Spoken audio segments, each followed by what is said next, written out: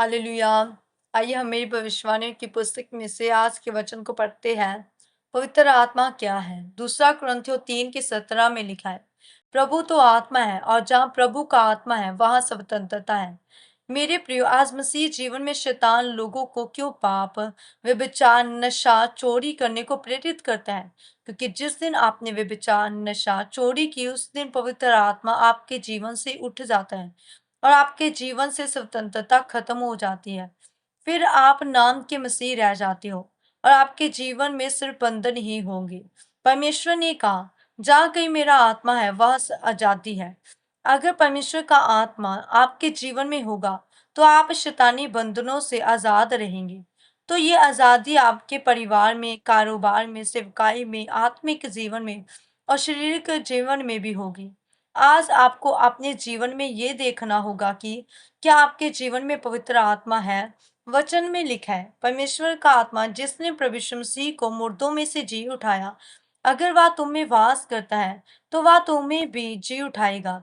यदि आप पवित्र आत्मा से बड़े हुए नहीं होंगे तो शैतान आपकी चीजों को चुराने की कोशिश करेगा और वह कामयाब हो सकता है, क्योंकि वह पवित्र आत्मा की सामर्थ्य से डरता है। शैतान को पता है कि पवित्र आत्मा से बड़े हुए व्यक्ति को हराना असंभव है, इसलिए वह आपको पाप, परीक्षाएं या लालच देता है।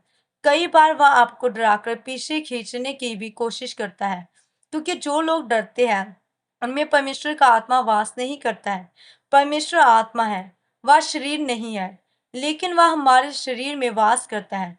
जब आप बाइबल में देखते हैं कि यीशु मसीह ने चेलों से कहा, पवित्र आत्मा तुम्हारे साथ रहता है, यानी कि पवित्र आत्मा तुम्हारे साथ रहता है, क्योंकि मैं ही पवित्र आत्मा हूँ। मेरा ही आत्मा यहोवा का आत्मा है। जैसे सूर्य और उसका प्रकाश और उसकी गर्मी तीनों अलग अलग है, लेकिन सूर्य एक ही है। एक उसका सफेद रंग है और एक पीला रंग, और बाहर का शैल गोल है। उसी तरह से पिता, पुत्र और पवित्र आत्मा तीनों एक ही है। तीनों का काम अलग अलग है, लेकिन वे एक ही परमेश्वर है। इसलिए यीशु मसीह ने कहा था, वह आत्मा तुम्हारे साथ रहता है, यानी अब मैं तुम्हारे साथ हूँ, लेकिन बाद में वह आत्मा तुम्हारे अंदर होगा जब मैं जीवित स्वर्ग पर उठा लिया जाऊंगा। आज वही आत्मा हमारे अंदर है। प्रभु यीशु मसीह ने कहा, जो कोई प्यासा है वह मेरे पास आए, मैं उसे वह पानी दूंगा जो उसके जीवन में अनंत जीवन का सोता बन जाएगा।